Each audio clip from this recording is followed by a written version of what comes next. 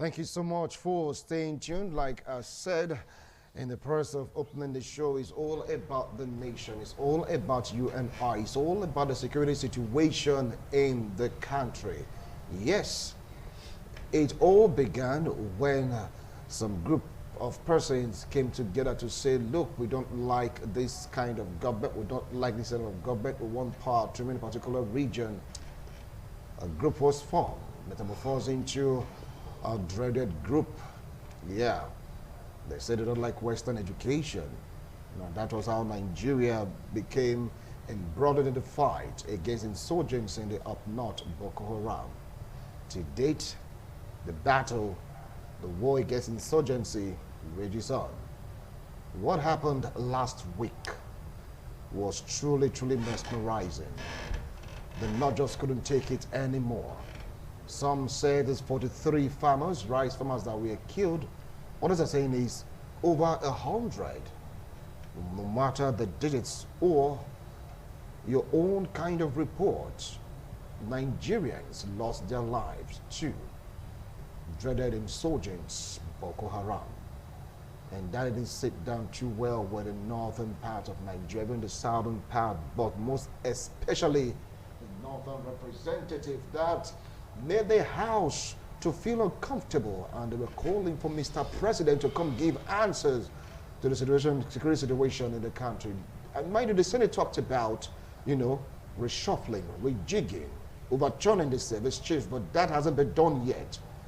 But with the impetus and, of course, anger from that region, do you think anything will be done?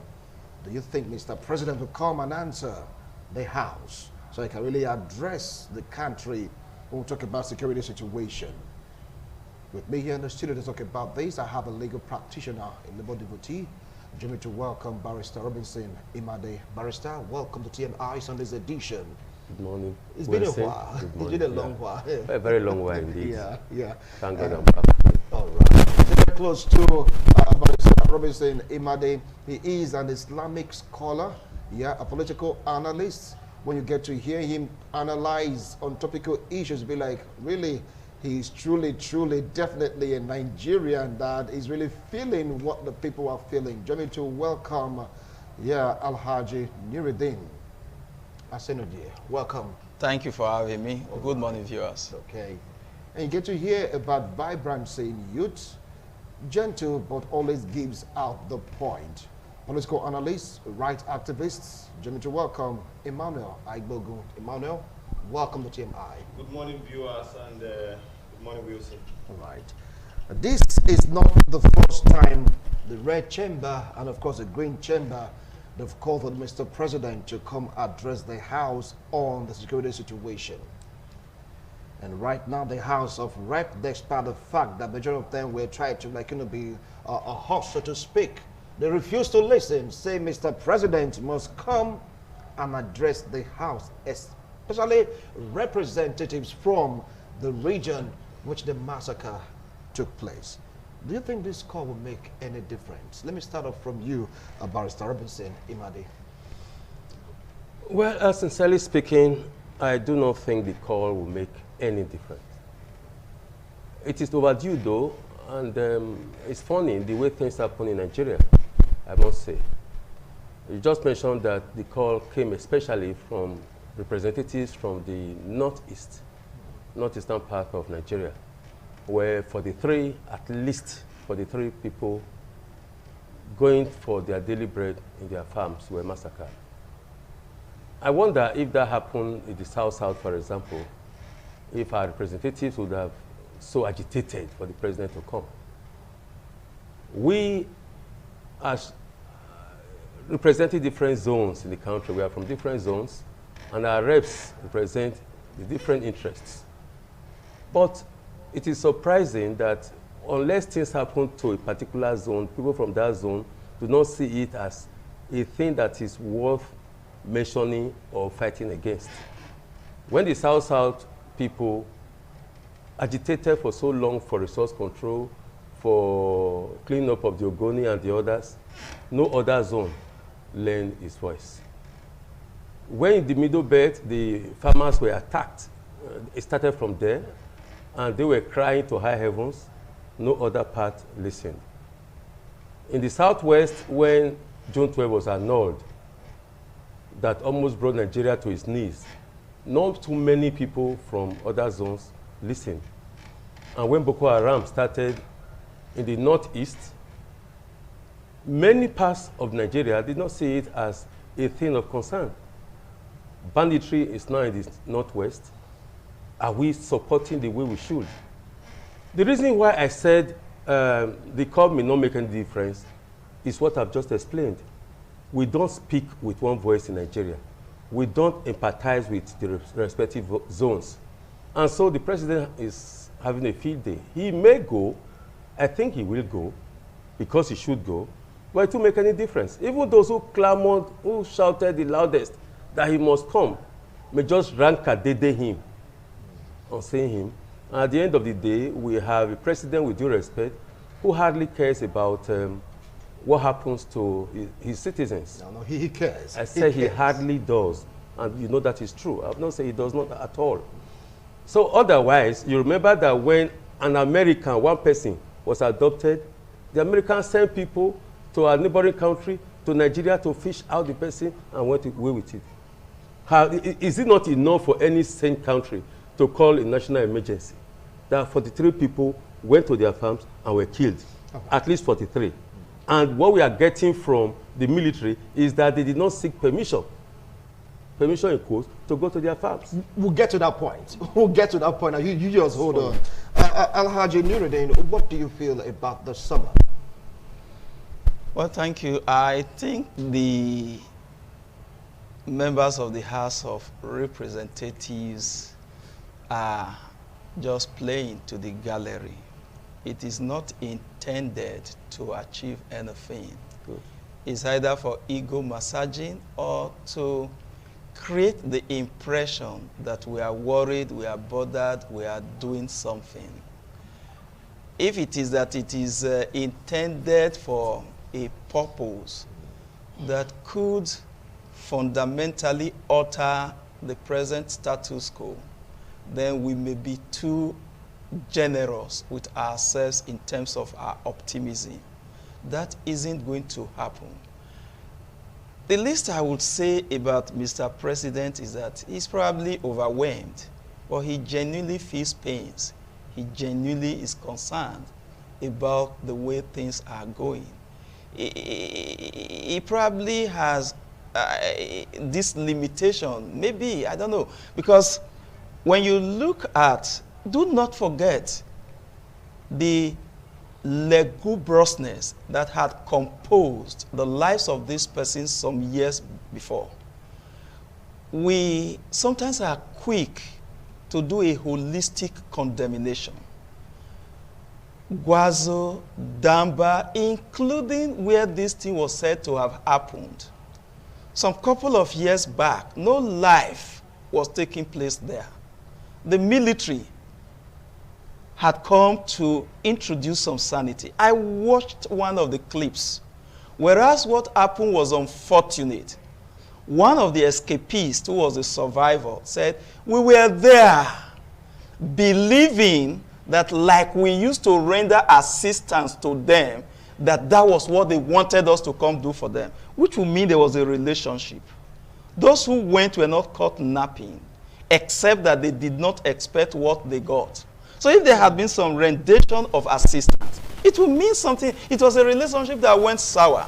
Do not again forget that on that particular day, it was election, local government election that had not held in Borno State for a decade plus. And so everybody was supposed to be in. So when the military said we needed clearance, I mean, you needed to get clearance because naturally, the thinking, these fellows are not magicians. The thinking of the military is that these persons who are opposed to everything about the system would target those who wanted to vote. Nobody was going to think about, oh, they would be thinking about farmers. And of course, the farmers probably felt it was a good time for us to whatever relate. So, except we raised conversation around all of this, what was the relationship? Like I tell people, we have been in this country. Time there was, the NMA had rolled out plans for a medical doctor who got killed by Anini. But when when Aneni and his whatever gunmen were apprehended, and they said he used to treat us, but when the heat was on us, he wanted to abandon us. Say we are not going anywhere, and all of that empathy that was generated evaporated. So there was a relationship according there to was you? a relationship. If there was not, they would not be there. I will come back to you, sir. I'll come back to you, sir. Igbogum, you've heard them spoken and then giving us a good foundation for this discussion, but they agreed on one thing, saying that it may not yield a result. Don't forget also about the Benin massacre. Was it a few years ago? Can it be likened to this?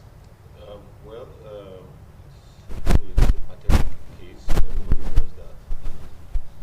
For me, as a young man, as a Nigerian, I do not see the light in the House of Rep members calling on President Muhammad Buhari for an interaction.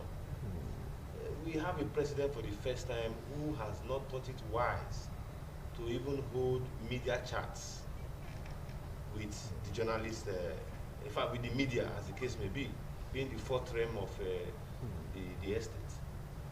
There are certain things that we take for granted as Nigerians. They say power belongs to the people. And if the people are not properly governed, if there is a reaction to it, people try to read political meanings into it. Now, the northern part of Nigeria, killings are going on. What are the other regions? What are they doing? Just as what the barrister said earlier, the way we dress, the way our food differs in this country, that is the way we show interest in issues. We have to jettison the issue of ethnicity. The major problem that we are facing in this country is this ethnic, will I call it a belief, that is a problem. Look at the service chiefs. The service chiefs, it is so shameful that they all come from this region where killings have become the order of the day. And they still with the guns and weapons that, you know, the Nigerian taxpayers' money has created for them, they have refused to secure their people. If it were to be IPOB, you know, coming out to say we want a separatist referendum, you will see the military and their tanks coming as if they are coming to face a war front situation. But what has happened in the north? Let me tell you, my brother, the better time we know the issues, the better for us.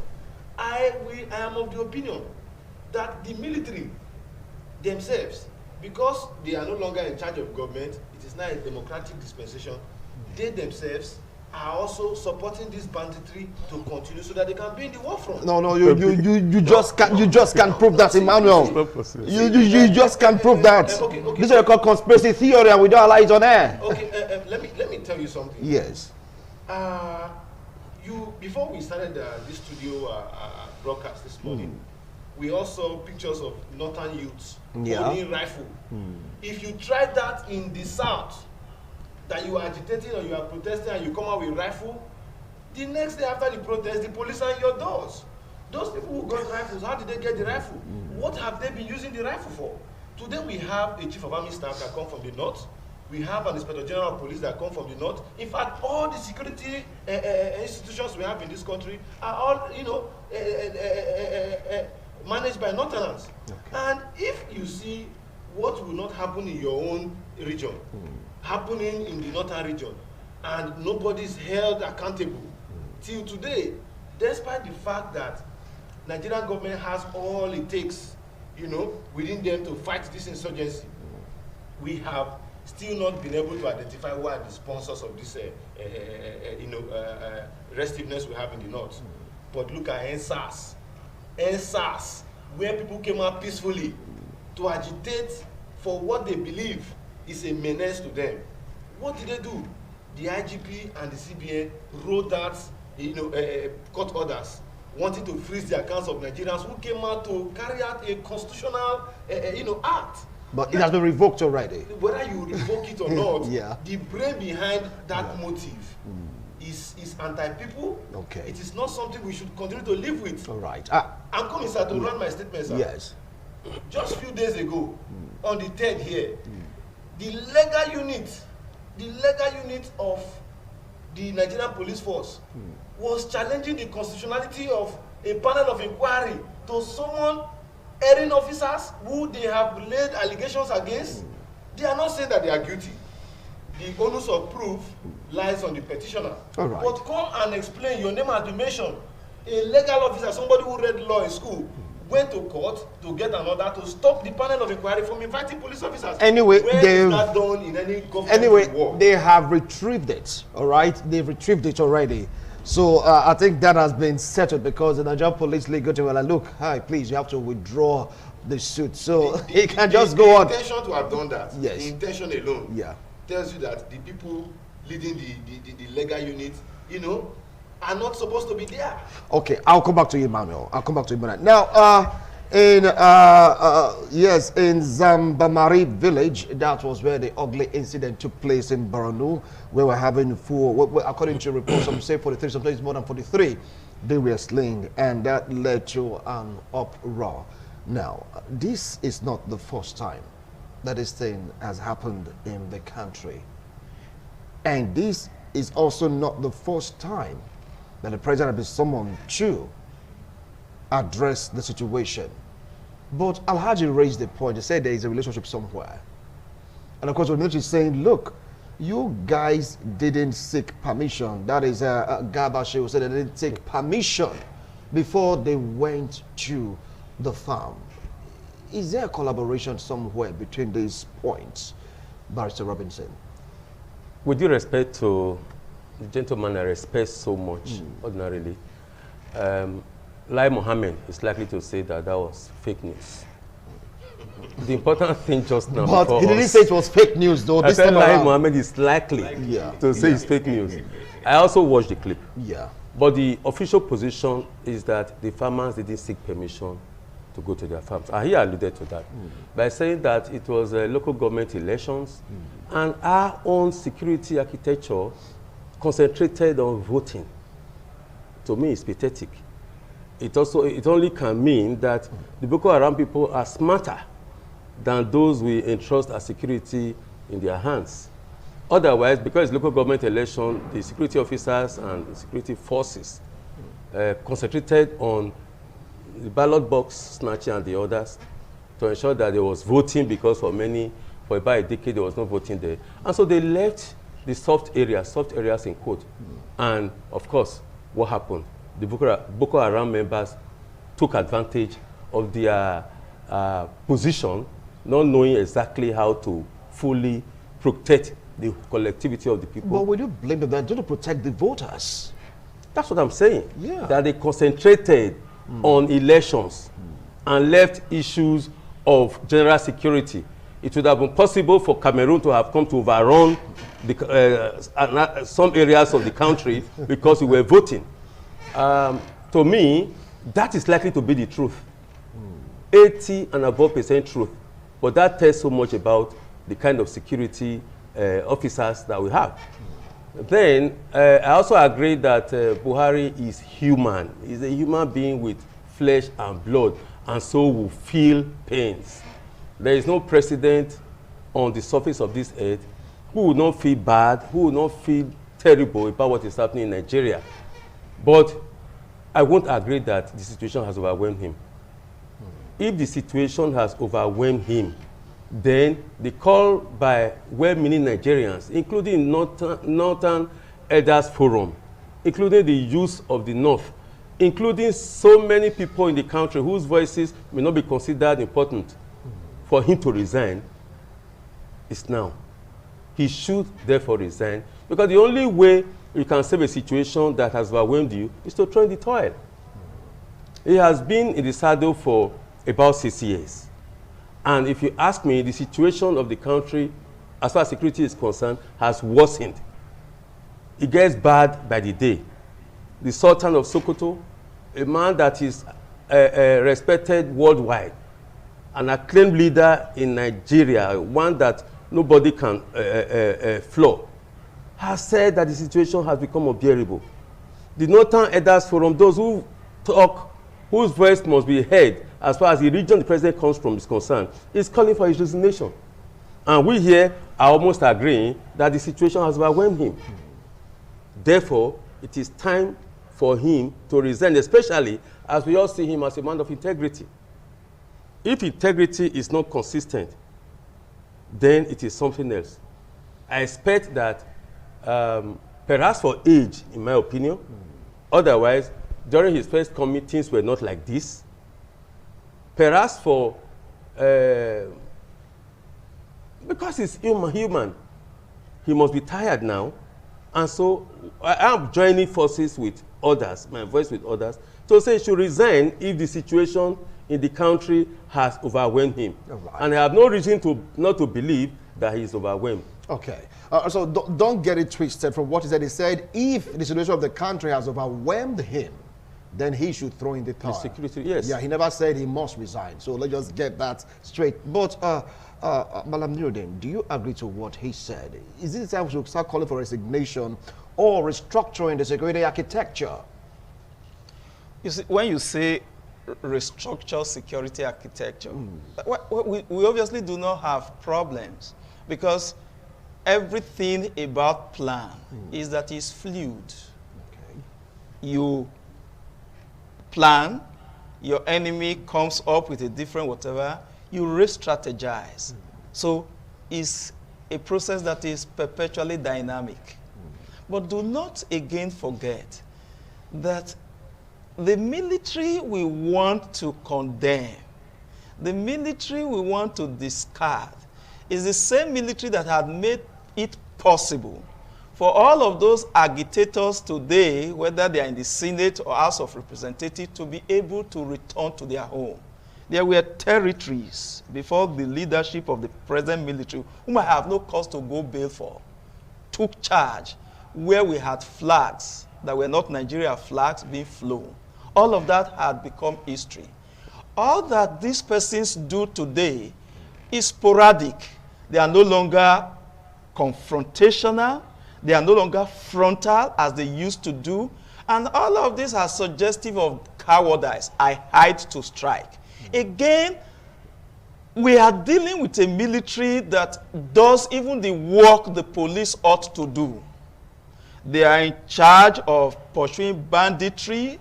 They are in charge of kidnappers. They are in charge of armed robbery. And all of that is because we have a police force that have incrementally been weakened for the past decades. Successive administration had issues with the police. Do not forget the SP, or Gugbaja, whatever his name was, who talked about the military as doing nothing other than sit in the mess, drink pepper soup, and plot coup. That became the beginning of problem for him. And of course, it saw to the balkanization of the police force. And another president came who looked at the police and was disdainful in his treatment of the police. Oh, treat the police. I said, what about the bribe they collect, 2020? That is okay for them. A sitting president had said so. And so today you really do not have a police force that should do what it should do. And unfortunately, it is the military that is everywhere overstretched. When last was there a careful recruitment into the military? And whether one likes it or not, don't forget we are a federating state. When people want to talk, for example, tell you, yes, it is true that the issue of security is in the exclusive legislative list. The governors will say so and say so very proudly. But why will a governor, for example, take 750 million? Why will a governor, for example, take 500 million every 30 days? And you are not addressing the fundamental issue, because if you stimulated the economy, because when you talk about national security, a whole lot of issues are involved. If you dealt with the issue of quality of education, you dealt with the issue of employment, you dealt with the issue of infrastructural development, you will be drying up avenues where recruits could be gotten. The air for the conflagration of all of this confusion would have been starved of the oxygen it required for it to continue to flame. Nobody is addressing all of these issues holistically. So you're dealing with a military. And when there is a conspiracy theory that, oh, the military enjoys it, there have been fatalities. Redneck have died. A whole lot of persons have died. And there was a time when weapons would not be sold officially to you as a government to fight those persons. Right. But meanwhile, all of those persons fighting you the collapse in Libya, the collapse in the Sahara, whatever, made it possible, as it were, for a whole lot of weapons to come into the hands of these persons. All right. Okay, I will come back to you. Now, from what he said, the military is like overstretched. They are doing the job they are supposed to do and the ones they are not supposed to do. Don't forget also the comment of the Sultan of Sokoto, yes, Alhaji Sa'ad Abubakar III. He talked about the high rate of insecurity in the north. He mentioned Katsina, mentioned so many other regions too in the north. Don't forget also for a second or third time about the governor of Borno State was attacked. Yes, a sitting governor attacked more than once. Just twice. I mean, don't you think that is high time we restructure the military other than calling for the resignation of the president if he's being overwhelmed by the security situation of the country? Ibogu. Yes, Mr. Wilson, you see, the president is the commander-in-chief of the armed forces. Not just the president. He is the commander-in-chief. He buck stops on his table. You cannot throw away the shaft and said and allow issues to be burning. Let me remind you the kind of country we are living in today. President Muhammad Buhari, I think some time ago, when there was an expenditure to buy some fighter jets, went about it unlawfully to procure those jets without, taking relevant permissions from statutory authorities, as the case may be. What was the response when a serving senator from my constituency, from my senatorial district, said this act of the president is an impeachable offense? What happened at the Benin airport in the presence of a sitting governor? What do you say? So, not until when those elders that are piloting the affairs of this country want to sit down on the round table and say, come, it is high time we begin to do business of governance in the right way and the lawful way. We will continue arguing about the shafts that are the issues. In Nigeria as of today, you have people that are finished serving the military that are waiting for pensions. You have people that are seeing all of this, and when they go into the military, what is their belief? Is that the system doesn't care for us, so let us make as much as we want and leave the system. What has happened to the investigation of what they call it, the weapon and the arms deal that got sour? Those generals that were indicted, what have been their fate today? Where are they? What is the system saying about it? See, we have a system that is meant to service the strong men, not the strong institutions. Service the strong man. The strong men, as the case may be, not the strong institutions. And until when we have a shift in this style of living, we will not forget about the issues. I say somebody who stood up to do his own statutory work as a legislator was intimidated in his own home state. This is not an issue of North versus South. It's an issue of my people and my people. So, not until when we forget about this way of living. Today, we are seeing how the forex is interpreting itself. A dollar is nearly 500. During the time of Yaradua, we all put hope on Vision 2020. We are in the last month of 2020. What has changed? So when you marry all of these things, you see that total reform. Because I don't follow that the school of thought that says divide Nigeria. In fact, if I'll be given an opportunity, I'll say we should have a United States of Africa. Because the black race, we have suffered a lot. We have been used as slaves, we have been given opportunity to rule over ourselves. We are still a problem to ourselves. And not until when we begin to say, let us get this right. Go to countries like Kenya. Go and see how they are reforming themselves. Are those not human beings? Are they not strong men in that same society? What is happening to these elites that we have in our country here? What we know government, the corridors of government to be, is an avenue where somebody goes into and come out rich. That is the philosophy in quotes. So we as a people, we as the Nigerian people, you and I, us, together, it is high time we tell ourselves, can we continue doing this path in which we have been living in over the years? Look at what Malam just said. A sitting governor will collect 700 million as security votes. Nobody has any authority to ask him how that money is being expended. People are dying. This is a man that swore to protect lives and property, and you are giving the resources to do that which is expected of you. Nothing is being done. Virtually nothing is visible to be seen to have been done, and nobody can even ask questions. Is that not another form of slavery in our fatherland, where resources that is accrued to the people's money, some group of persons in the name of government will hijack this money, invest it in various countries or choice businesses they wish to, and at the end of the day, our people are dying, and you are waiting on God. How can God come? Will God come in person to come and help us? Okay. Our leaders must understand that we are tired. We are tired. The other day I was coming from Auchi, on Benin Auchi Road. You need to see people with sophisticated firearms. Who will go there? Is it the policeman you are paying 35,000 that would hear that there's a robbery going on that road, and with this kind of sophisticated firearms he's hearing, he will go and risk his life, leaving his wife and the children, knowing fully well that the moment he dies in that scene, people will come and even take his wife for him, take the house he's living in, the barracks and all of this. That is the kind of country we are living in. All right. Despite the height of monies that have been invested in security in this country, our security men are, in fact, they are living like Boy Scouts. Go to their barracks. Go to their barracks. Is it the military? Is it the Air Force? Is it no particular security is spared. Okay, Emmanuel, I will come back to you. Now, he raised a valid point. People are talking about Mr. President, Mr. President, Mr. President. But Mr. President disbursed money in form of security votes to each governors of the state. So what is happening? Barrister Robinson. Mr. If you see it that way, I would rather say that Mr. President donates money to each governors in the state. For security reasons. For security reasons. But the hands of the governors, we must be truthful to ourselves, are tied. They are not in control of the place. The governor of any state cannot direct the commissioner of police to perform an act without that commissioner clearing from the Inspector General of Police. They are not in charge of the military.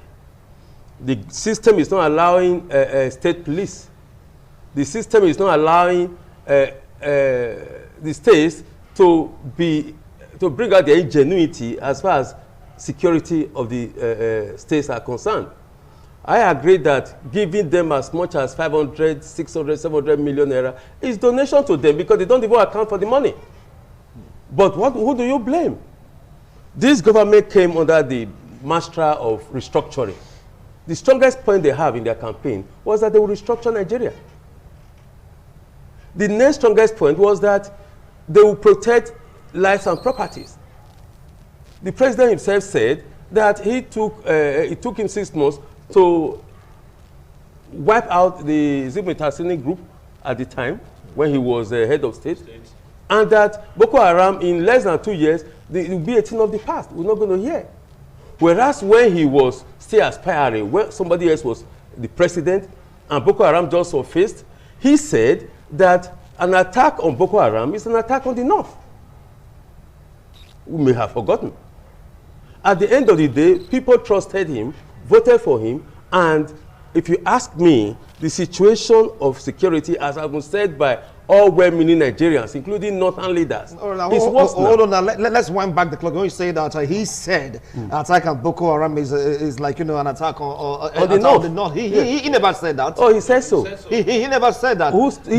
Because when he was called to recount, he said he never said it. Okay, he denied saying it. No, he said he never said it. But all the news media, including news magazines, quoted him. But he said he never said it. Okay, he said he never said so. Yeah. Did he support the fight against Boko Haram at the beginning?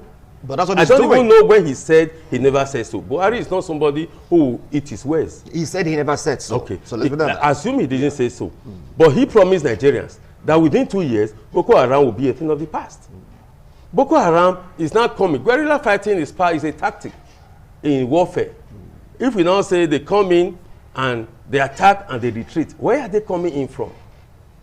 Where are they attacking from? We have spent so much money collaborating with neighboring countries in the fight against Boko Haram. How come they are still as deadly as they are today? If they have not hung their flag to take over some territories in Nigeria, how come we need to take permission to go to our own farmlands? The truth of the matter is this, that for this government to continue to, one, maintain the same service chiefs for so long, it will only mean that they have confidence in the service chiefs. And like he said, the president is the commander-in-chief of the armed forces. He takes absolute responsibility over what happens. The first major duty of any government is to protect lives and properties. Is he succeeding in that? If he's not, then what's he doing there? That's what the Northern Elders Forum is asking. The military, we say, is overstretched. They are doing so much. Why are they doing so much? How come we have not been able to decentralize even the police force? If we want the governors to use their 700 million and even more, let's give them authority over the police. Let's give them fiat to have the state police. We are concentrating everything at the center, and we are blaming those at the periphery. As far as I'm concerned, the security is still on the exclusive list. It is the duty of the president to secure lives and properties of Nigerians. If he fails to do that, he is failing his duties. All right. It is the duty of the president to ensure that the police force becomes strengthened and is strong, because it's under his administration. If he fails to do that, the police remains as they are today, then he is failing in his responsibility. So if the Green Chambers decides to invite him, they are, of course, right to do that. But my fear is that when he gets there, who is going to look at him amongst those people that I know, the many of them that I know, and speak true to him? All right. I'll go back to you, Barrister. Let's go back to the Green Chambers right now. We've talked about the military, the police, and of course, general situation. What do you think would be the pitch of the Green Chamber if Mr. President chooses to appear before them? What do you think would be their angle to address Mr. President on situations of the country? Is it going to be reshuffle the service chiefs, sack the service chiefs, or you move the headquarters to Borno? What the president said formally, which were like waiting for it to really happen. Alhaji.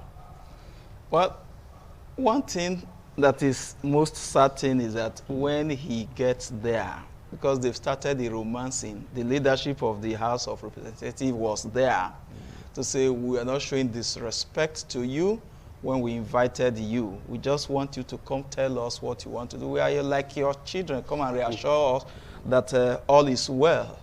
We are desponding, so we need hope. But I'll tell you most frankly, I agree with him absolutely. When things work, the president takes the lead.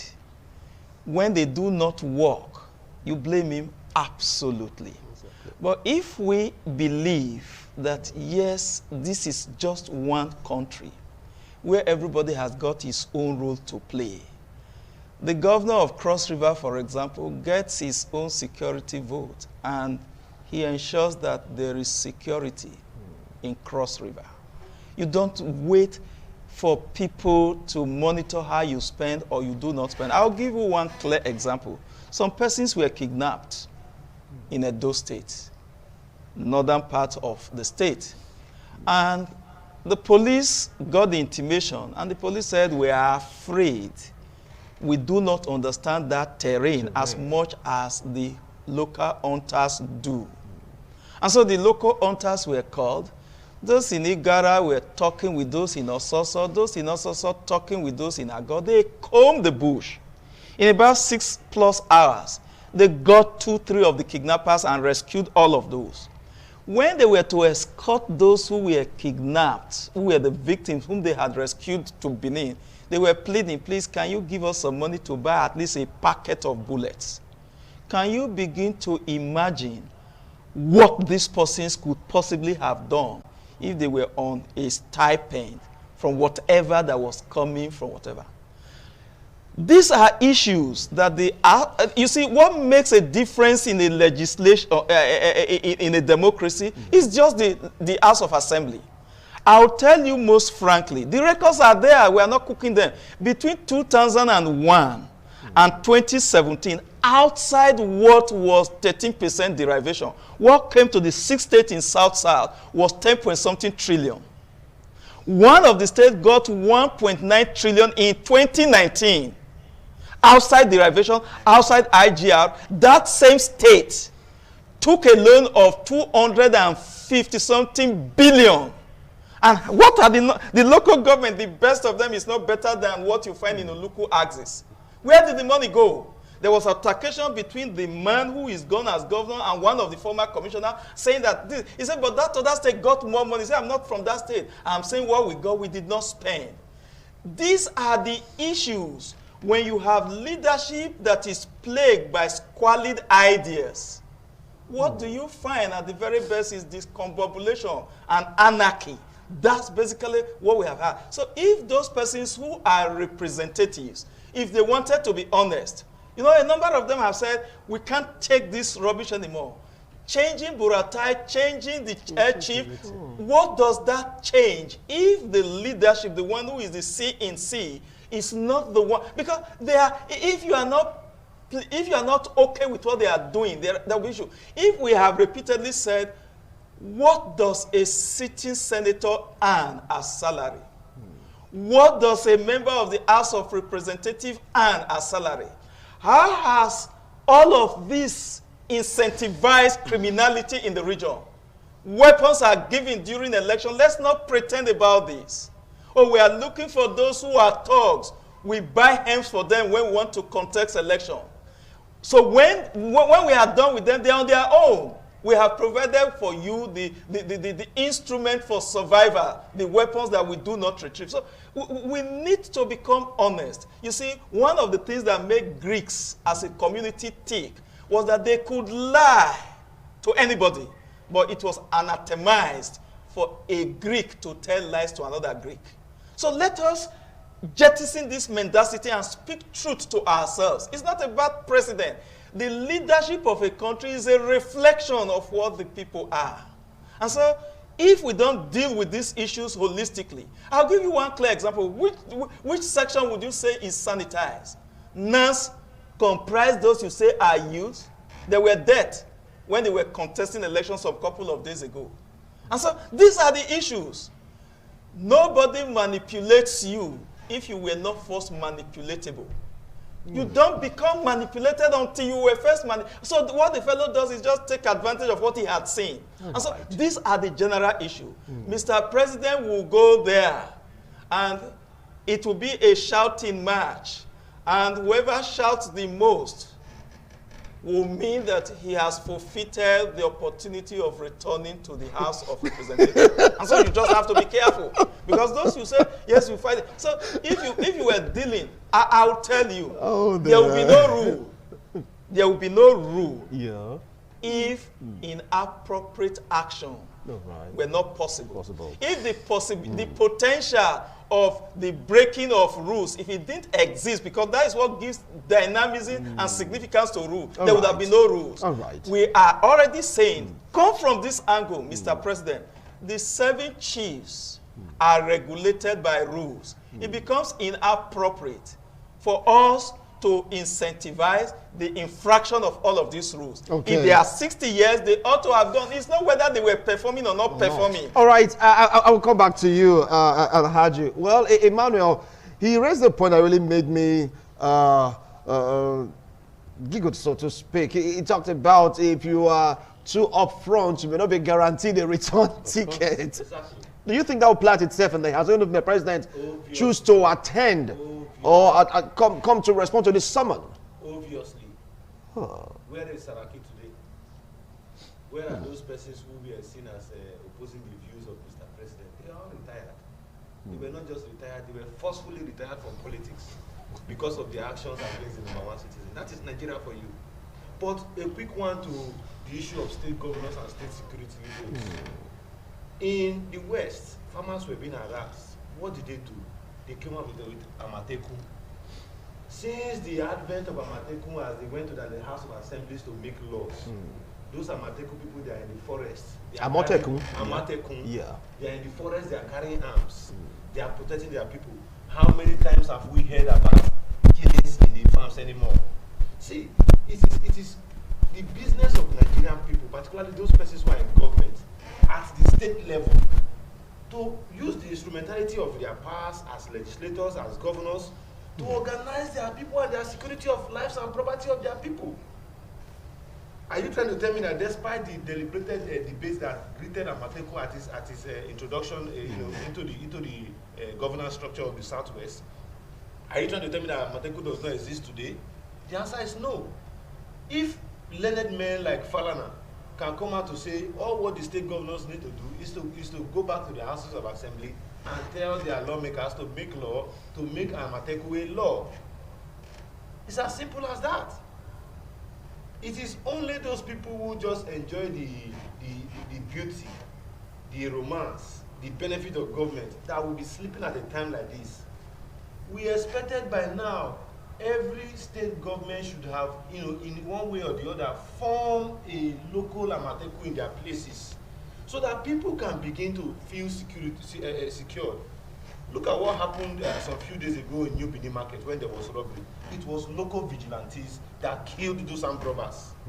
I have not heard in Edo State, I have not heard in any part of Nigeria that while robbery is going on, police is proactive to nip the crime on the bud. But in most cases, before you see police coming to claim that we paraded this, we paraded that, we arrested this, we arrested that, local information has been derived from locals. Even within the police, they fall back to this their CROC, PCROP membership to gather information for intelligence gathering. So they all understand that the people are the first security of themselves. So what is stopping the state governors? If you move from Abudu up to what do you call it, this hill, Ewu Hill, the forest you see on that corridor, if they tell you the kind of destruction that these cattle areas moving up and down are doing to farmers, you will weep. It's not everything that comes out of the media or that comes out on the news. You will weep. But it is the power of the state government to manage their movement, to put them under check. Nobody is stopping the governor from saying set up your own local Amateku. So we should not just give excuses of the law. What are these lawmakers? What are they doing? What are they there for? They are there to make laws. And laws are not being made for animals. They are made for human beings, for the citizenry of a state. So we must go back to the drawing board. That is the advice. They must go back to the drawing board and begin to do things normally. Let me tell you, the reason why these governors are not so keen, into going about this, because they know by the time these things are created, the security vote, will be affected.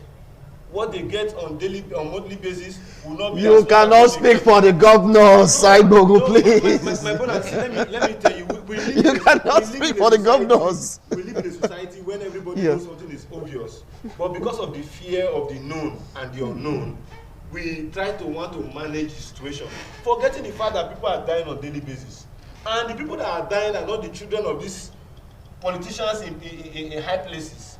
They are the children of you and I, the children of the ordinary man, the poor people on the street, the people that have elected them into offices. While their children are elsewhere where there is comfortable security and what have you, the children of the ordinary man are made to suffer. Tell me a man who has lived all his life, still trying to see how he can create employment for himself, going to his farm, what does he need security clearance for? Let us be realistic. Despite the fact that you have security challenges, what do you need security clearance for? How many farmers can get clearance? How many clearance can the military give to farmers across the northern region where these crises are going on? So let us forget about this clearance or no clearance. The issue here is that our laws are very weak. Our laws are not made to benefit we the people. The Nigerian government says it is the business of government to create an enabling environment.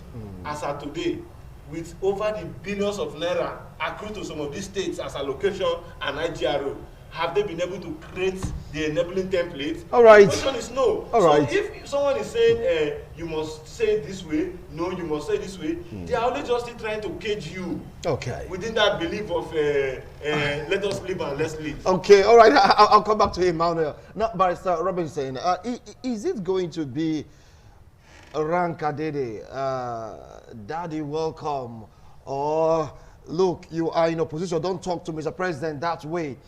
Please, he's one of our own. Let's shoot him. What do you think is going to play out? Because I'm trying to picture it, what will happen in the House. Like what Malam talked about, instead of being these romance, so to speak, he just wants to come and address us, we don't want to like disrespect your office and all that. What picture do you think? Or is it going to be Mr. President, sir, you have to do something about it? We Nigerians, we are tired of this. What angle, what pitch do you think will really play out itself on that day if Mr. President chooses to honor the invitation of the House of Rep? Well, the truth is that they don't have the powers to talk down on the president. Theirs is to make laws and exercise oversight functions. But before then, Wilson, I'm getting terribly worried. Yeah. Since Amutekun got to the west, according to my brother here, there has been a level of security. In New Benin Market, local vigilante killed armed robbers. In Edo North, the police confessed they were not used to the terrain, and so the local hunters came to the rescue. Do we still have a police force in Nigeria? It's becoming very worrisome. Barrister, And yes, we, Barrister, I just asked a question. You know the answer to that. All right. Then if we have, the force must be very, very weak. As to come out to confess, oh, they kidnap people, but we don't know the terrain. Then what is stopping this government from allowing state police? We know what state policing or community policing means. How are the local vigilante or the hunters funding themselves? Indeed, what is the state governor here doing with his 750,000 if those who went to rescue kidnapped victims will be begging for money to buy bullets? Of course, in their day guns. I don't know what kind of country this is becoming. But the truth is, we have serious security challenges. There is the urgent need for state police. There is even the urgent need for community policing.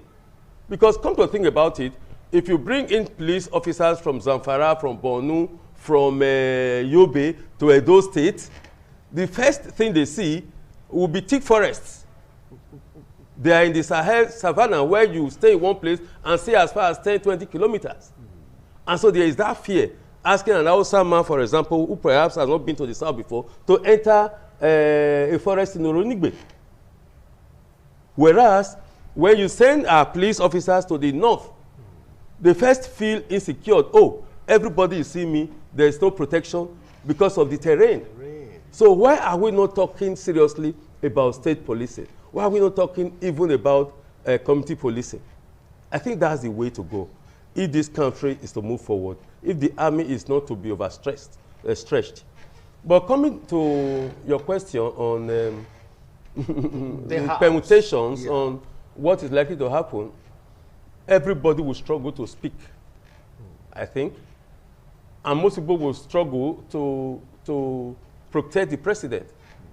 Most people will speak so loud as for the president to hear that we are not against you, because we'll be thinking of coming back to the house, like my dear friend here has said.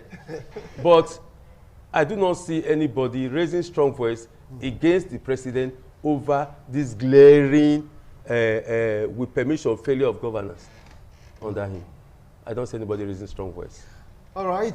To some persons, it's a failure of governance in security aspect. While some others, the governors, the presidents, they are doing their best possible. Even the military, they are doing their best. We're trying to picture what really happened in the House. And of course, we want to take a look at also the advice given by some retired generals. Some are saying, look, it's high time you protected yourself. Yeah, it's high time you did that. All right? Some are saying strengthen the Nigerian police. Others are saying, you know, we should cut cost of governance. So many ideas, so many suggestions. But will they have the guts and the courage to tell to Mr. President if he chooses to respond to the invitation by the House of Rep? We'll be right back after this break. Don't go anywhere.